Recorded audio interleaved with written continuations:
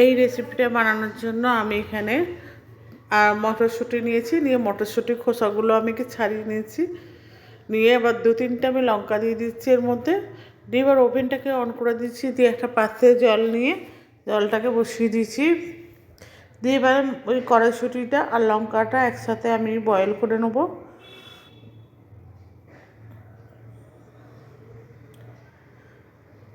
একদম নরম করে বয়েল করবো না, একটু হালকা হালকা শক্ত থাকবে, এইভাবে বয়েল করে নেবো। যতক্ষণ বয়েল হচ্ছে ততক্ষণ আমি পরের স্টেপে এসেছি। আমি 2টো গাজর নিয়েছি, ছোটো সাইজের গাজরটাকে একটা গ্রেড মেশিনের সাহায্যে আমি গ্রেড করে নিচ্ছি।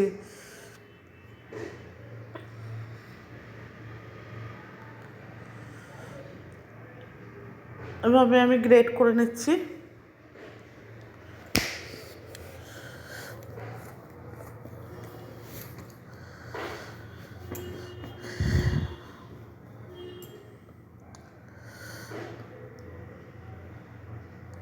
আমি ভালোভাবে গ্রেড করে নেবো।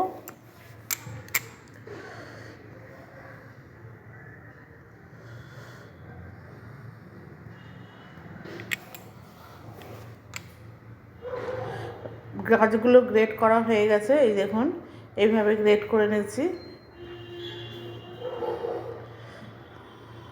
এবারে আমি এখানে 200 গ্রামের মতো পনির নিয়েছি, পনিরটাকেও আমি জল ঝরিয়ে একদম ড্রাই করে নিচ্ছি, নিয়ে তারপরে আমি এটাকে গ্রেট করে নিচ্ছি। পনিরে কিন্তু জল থাকলে এটা একটু হয়ে যাবে, ময়েশ্চার থাকলে, ময়েশ্চারটা যাতে না থাকে তাই জন্য একটা কাপড় দিয়ে এটা একটু হালকা হালকা করে উপর দিয়ে পুছে নেবেন। পনিরটাকে ভালো করে আমি গ্রেট করছি। এটাকেও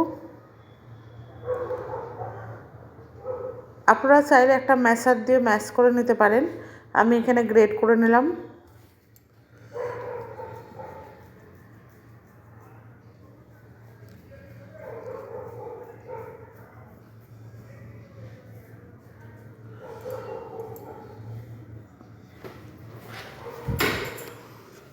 পুরো আমি গ্রেট করা হয়ে গেছে পুরো পনিরটা।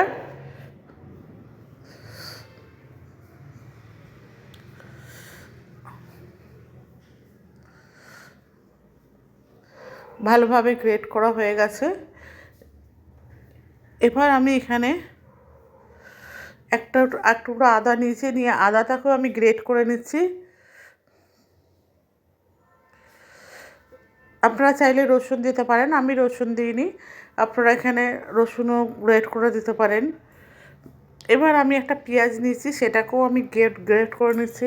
আপনারা চাইলে পেঁয়াজটাকে চপড করে ছোট ছোট করে চপড করে দিতে পারেন, আমি এখানে পেঁয়াজটাকে গ্রেট করে দিয়েছি।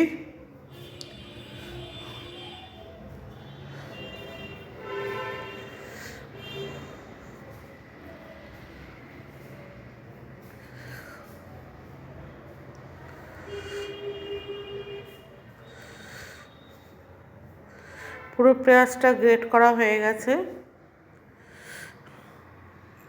এবার আমি একটু ধনেপাতা নিয়েছি, ধনেপাতাটাকে ফাইনলি চপড করে নিচ্ছি।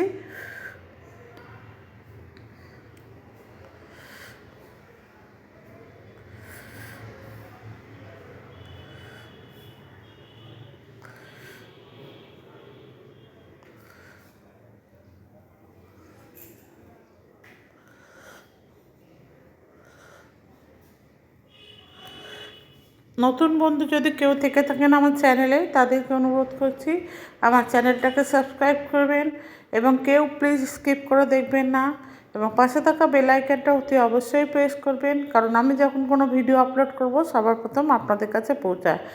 আর পুরনো বন্ধুরা এতদিন যেভাবে সাপোর্ট করেছেন সেভাবেই সাপোর্ট করবেন।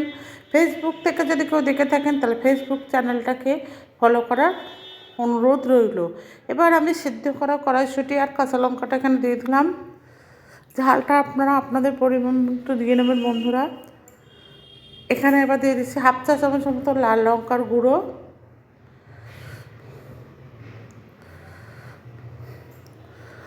1/2 চামচের মতো জিরে গুঁড়ো,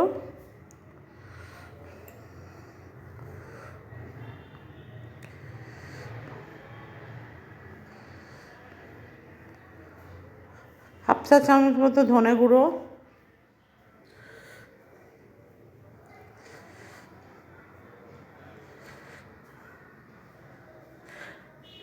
আর দিয়ে দিয়েছি একটুখানি চাট মশলা, হাফ চা চামচের মতো। আর দিয়ে দিলাম একটুখানি গরম মশলা।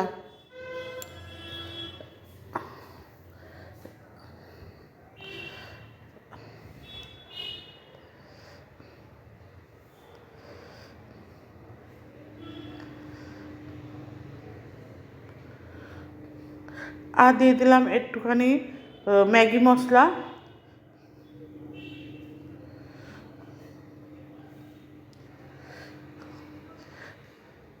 আর এখানে আমি বিট নুন দিয়েছি, যেটা আমি গরম মশলা আর চাট মশলার সাথে মিশিয়ে দিয়েছি।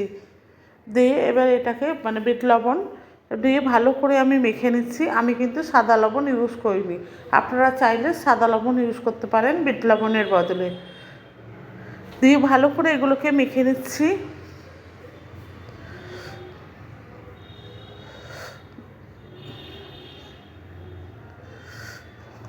এখানে আরেকটা জিনিস দেবো বাইন্ডিং করার জন্য, সেটা আমি দেখাচ্ছি পরে, আপনারা এটাকে দেখুন। এটা আমার মাখা হয়ে গেছে। এবার আমি এখানে দিয়ে দিচ্ছি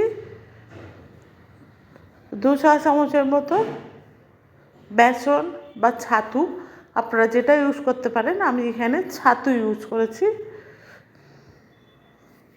আপনারা চাইলে বেসন ইউজ করতে পারেন।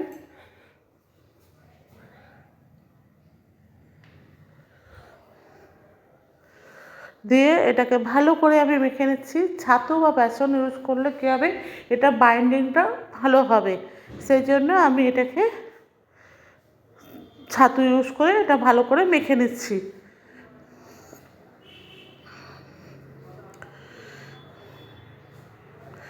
দেখুন বন্ধুরা, এটা ভালোভাবে মাখা হয়ে গেছে। এবার দেখুন এটা ছোটো ছোটো করে যাতে বল করা যায় সেইভাবে দেখুন মাখা হয়ে গেছে অলরেডি। এবার আমি ওভেনে একটা কড়াই বসিয়ে দিচ্ছি। কড়াইতে আমি ডিপ ফ্রাই করার জন্য এটা কিছুটা তেল দিয়ে দিচ্ছি। আপনারা আপনাদের পরিমাণ মতো তেল দিয়ে নেবেন। এবার অন্য একটা পাত্রে আমি নিয়ে নিচ্ছি একটুখানি কর্নফ্লাওয়ার, এবং কর্নফ্লাওয়ারের মধ্যে আমি দিয়ে দেবো 1 চা চামচের মতো বিট লবণ আর গোলমরিচের গুঁড়ো মেশানো। দিয়ে একটু জল দিয়ে আমি এটা একটা ব্যাটার বানিয়ে নেব।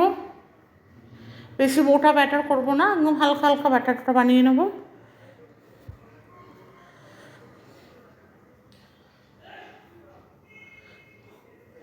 ব্যাটারটা বানানো হয়ে গেছে।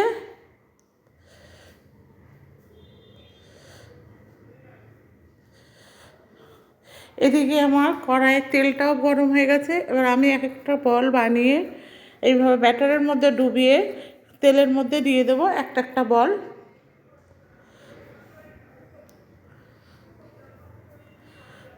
এইভাবে তেলের মধ্যে দিয়ে দিচ্ছি ডিপ ফ্রাই করার জন্য।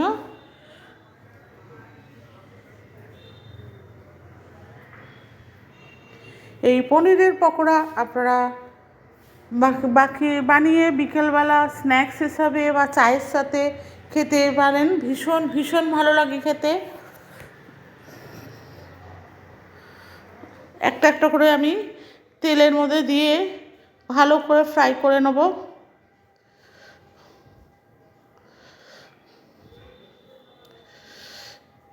এবার আমি এক পিঠ ভাজা হয়ে গেছে, আমি অপর পিঠটা উল্টে দিচ্ছি।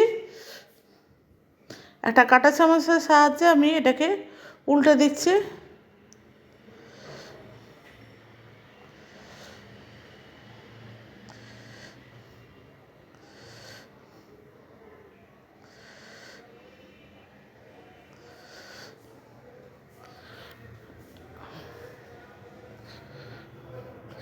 এবার আমি এখানে এটাকে 2 থেকে 3 মিনিট ফ্রাই করব।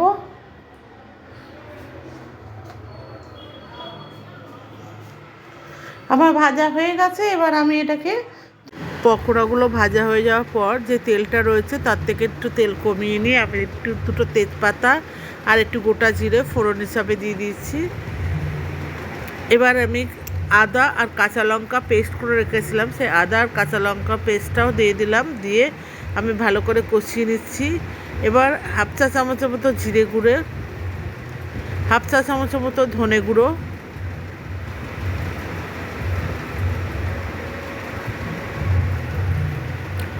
হাফ চা চামচের মতো হলুদ গুঁড়ো আর স্বাদ মতো লবণ দিয়ে দিচ্ছি। দিয়ে আমি ভালো করে এটাকে কষিয়ে নিচ্ছি। এবার আমি এখানে একটা টমেটো পেস্ট দিয়ে দিলাম, একটা টমেটোকে পেস্ট করে নিয়েছি, নিয়ে এবার একটু লাল লঙ্কার গুঁড়ো দিয়ে দিলাম, দিয়ে ভালো করে মশলাটা কষিয়ে নেব।